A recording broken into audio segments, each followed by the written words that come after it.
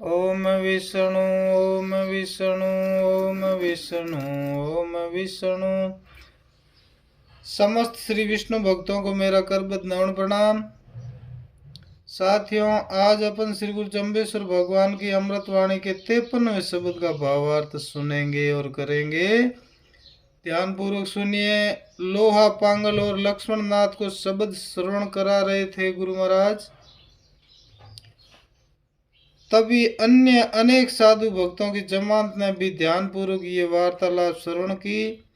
जब योगी लोग चले गए तब सभी जमाती लोग एक स्वर से बोल उठे कि हे देव जी, हमने अभी अभी लोहा पांगल तथा लक्ष्मण नाथ को दिया हुआ उपदेश तो श्रवण किया तथा ज्ञान को प्राप्त करके खुशी में भी भर चुके हैं, किंतु ये नहीं जान सके कि इनके अतिरिक्त अन्य तीनों कालों मैं आपसे इसी प्रकार से ज्ञान वार्ता श्रवण करके कितने लोग कब कब आनंदित हुए हैं। अन्य लोगों के बारे में भी विस्तार पूर्वक जानना चाहते हैं। ऐसी दिव्य वार्ता श्रवण करने से हमें आनंद मिलता है, इसीलिए कृपा करके आप हमें ये बतलाइए। तब श्री गुरुदेव जम्बेश्वर भगवान ने ये शब्द सुनाया। ओम गुरु हीरा बिन जेले हम ले हूँ, गुरु ने दोष न देना पौना पानी जमी में हूँ, भार 18 पर्वत रे हूँ, सूरज ज्योति पारे पारे रे, एति गुरु के शरण केति पौली अर्जल बिंबा नवसे नदी निवासी नाला सायर एति झरना कोर्ण 99 राजा भोगी, गुरु के आखर कारण जोगी माया रानी राजता जिलो, गुरु भेटी लो जोग सजिलो, पिंडा देखन झुरना कर कृषाणी बेफायत संटो, जो जीव पिंडे निसरना, आधे पहलू घड़ी अढ़ाई, स्वर्गे पहुंचा हिरणी हिरणा सूरा, पुनः 33 मेलो, जे जीवंता मरणो के जीव कुजीव कुधात कलोतर बाणी बादी लो अहंकारी लो, वे भार घना ले मरणो मिन खारे तै सूते सोयो, खूले खोयो जड़ पाहन संसार बिगोयो, निर्फल खोड़ भिरांति भूला आस किसी जा, मरण बेसाही अंध पड़ियो गल फंद लियो गल बंद, गुरु बरजनते हेले श्याम सुंदर के टोटे पास रस दुस्तर तरनो, निश्चय छेड़ पड़े लो पालो, गोवल वास जो करनो, गोवल वास कमाए ले जीवड़ा से स्वर्गापुर लेनो। इस प्रकार गुरु महाराज ने ये शब्द सुनाया कि जो सदगुरु होगा वह तो हीरों का ही व्यापार करेगा, इसलिए मैंने भी यही किया है, अर्थात उत्तम ज्ञान ही लोगों को दिया है जिससे जीवन में युक्ति सिखलाई है, जीवन की कला में प्रवीण करके अंत में मुक्ति का मार्ग प्रशस्त किया है। यदि कोई लेना चाहता है तो ले सकता है, यहाँ पर किसी से कोई भेदभाव नहीं है। और यदि इसी प्रकार घर में आई हुई बेटी गंगा में स्नान नहीं किया तो फिर गुरु को दोष नहीं देना। गुरु महाराज फरमाते हैं, यदि मैंने तो ये उत्तम ज्ञान ही लोगों को दिया है जिसने जीवन में युक्ति सिखाई, जिससे जीवन में युक्ति सिखलाई है, जीवन की कला में प्रवीण करके अंत में मुक्ति का मार्ग प्रशस्त किया। यदि कोई लेना चाहता है तो ले सकता है, यहाँ पर किसी से कोई भेदभाव नहीं है। गुरु महाराज फरमा रहे हैं कोई तरह का भेदभाव नहीं है, ऊंच नीच का कोई भी कुछ नहीं है, नारी पुरुष सब भी ये ज्ञान ले सकते हैं। यदि इसी प्रकार घर में आई हुई बेटी गंगा में स्नान नहीं किया तो फिर गुरु को दोष नहीं देना। आगे गुरु महाराज फरमाते ये दृष्ट अदृष्ट पवन पानी धरती वर्षा 18 भार वनस्पति पर्वत श्रेणियां सूर्य तथा सूर्य की ज्योति जहां तक पहुंचती है वहां तक तथा उससे भी आगे जहां तक शून्य है वहां तक सभी कुछ गुरु ईश्वर परमात्मा के ही शरण में है। इनकी उत्पत्ति स्थिति और प्रलय गुरु के ही अधीन है। तथा जिस प्रकार से कोई छोटे तथा बड़े तालाबों का जल, झरनों का जल एवं अनेकों प्रकार की नई तथा पुरानी नदियों का जल, जिसमें नालों का जल समाहित हो जाता है, यह सभी प्रकार का जल अंत में नदी द्वार से जाकर समुद्र में ही मिल जाता है और समुद्र उसे अपने अंदर स्थान दे देता है। उसी प्रकार से ही पर्वत, पवन, पानी आदि सभी उसी परम तत्व रूप गुरु में ही समाहित हो जाते हैं। उसी से ही उत्पत्ति तथा स्थिति भी होती है। आगे गुरुदेव फरमाते हैं, सृष्टि प्रारंभ से लेकर अब तक 99 करोड़ राजा जो भोग विलास में लिप्त थे, वे सभी सचेत होकर गुरु की शरण में आए हैं। 99 करोड़ राजा गुरु की शरण में आए हैं। सदगुरु ने उनको सदुपदेश दिया, जिससे उन्होंने मोह माया रानी राज सभी कुछ छोड़कर योग की साधना की है। तपस्या काल में अनेकों कष्ट उठाए, शरीर को सुखा दिया, किंतु उस थके हुए शरीर को तथा कष्ट को देखकर परवाह नहीं की। वे लोग भोग की प्रकाष्ठा से योग की प्रकाष्ठा तक पहुंच गए।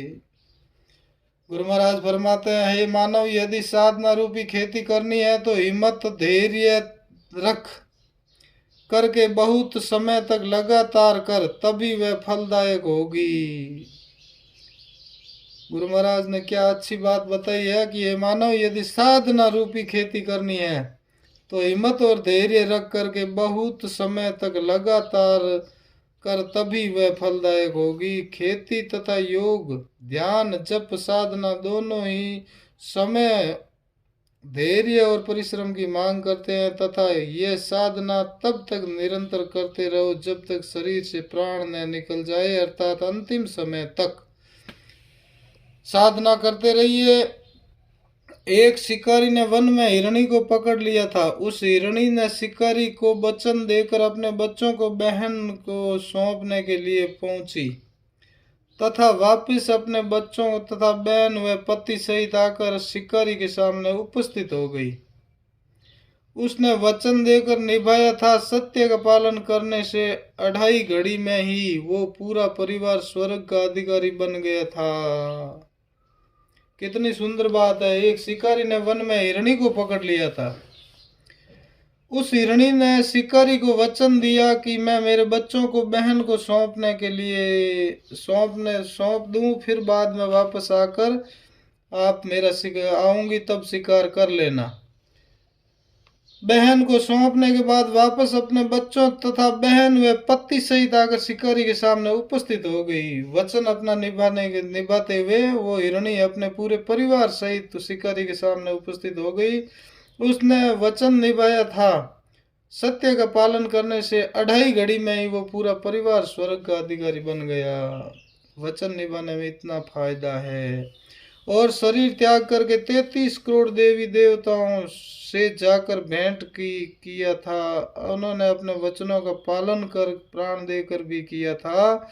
इसके फलस्वरूप कहावत है कि अब भी आकाश में नक्षत्रों के रूप में विचरण कर रहे हैं। आगे गुरु महाराज फरमाते हैं, इस लोक में सभी तरह के जीव है, कुछ सज्जन तो कुछ कुजीव है। दुर्जन भी यहीं रहते हैं। वे लोग शरीर के अंग प्रत्यंग से कुधात है। उनकी बनावट ही ऐसी है जिससे वे लोग शुद्ध वाणी भी बोलना नहीं जानते। जब कभी भी बोलते हैं तो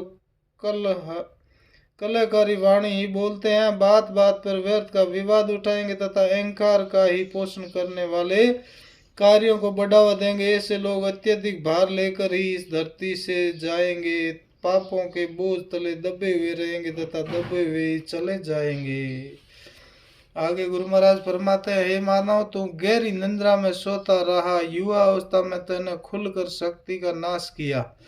उस शक्ति को तू परमात्मा में लगाता तो अच्छा था, किंतु तुमने अधिकतर ऊर्जा का तो विषय भोगों में ही नष्ट किया तथा कुछ अवशिष्ट शक्ति को परमात्मा के नाम पर या तो पत्थर की मूर्तियों पर तथा माथा पटका या फिर पेड़ पौधों पर विश्वास करके अपने जीवन को व्यर्थ कर दिया।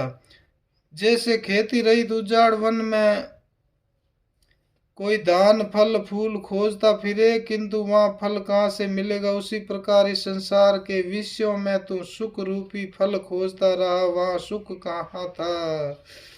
तब यह बतलाओ, फिर किस आशा से मृत्यु को प्राप्त कर रहे हो। आगे कौन सा सुख मिलने वाला है। जब यहीं पर ही कुछ नहीं किया तो आगे के लिए आशा करना व्यर्थ ही है। आगे गुरु महाराज फरमाते, हे अंध, तेरी गर्दन में वैसे ही बिना प्रयोजन ये मोह माया रूपी फांसी पड़ गई है। तूने देखा नहीं था, यदि देखता तो क्यों पड़ती। तथा सदगुरु ने जब गल में फांसी पड़ रही थी तो बताया भी था, सचेत भी किया था, किंतु तुमने परवाह नहीं की। अब क्या होगा। श्याम सुंदर श्री कृष्ण ने गीता में घोषणा की थी, किंतु तुमने उनकी नहीं सुनी, तो अब घाटा तुम्हारा ही पड़ेगा। इस महान घाटे को लेकर तो पार उतरना अति कठिन है। इस मानव देह के रहते हुए यदि नहीं चेतेगा तो निश्चित ही परमात्मा से दूर हो जाएगा, फिर कभी मिलन भी दुर्लभ हो जाएगा। गोवलवास अर्थात घर से दूर अन्यंत्र कुछ दिन के लिए निवास जैसी स्थिति आ जाएगी। परिस्थिति वश वापस घर आना मुश्किल हो जाएगा। इसलिए यही अच्छा रहेगा कि मानव जीवन में रहते हुए इस संसार को ही गोवलवास समझना, इसको ही अपना सच्चा घर समझकर मोह मत बढ़ाना। यहाँ पर तो कुछ दिन का मेहमान ही मानना, तो निश्चित ही अपने स्वर्ग रूपी घर निश्चित ही अपने घर स्वर्ग से ऊपर परमात्मा के परम धाम में पहुंच सकेगा। इस प्रकार गुरु महाराज ने बहुत ही सुंदर शब्द सुनाया। बोलो श्री गुरु जम्बेश्वर भगवान की जय, श्री विष्णु भगवान की जय। बंधुओं, आप मेरे YouTube चैनल को सब्सक्राइब जरूर कीजिए, आपकी महती कृपा होगी। बोलो श्री गुरु जम्बेश्वर भगवान की जय।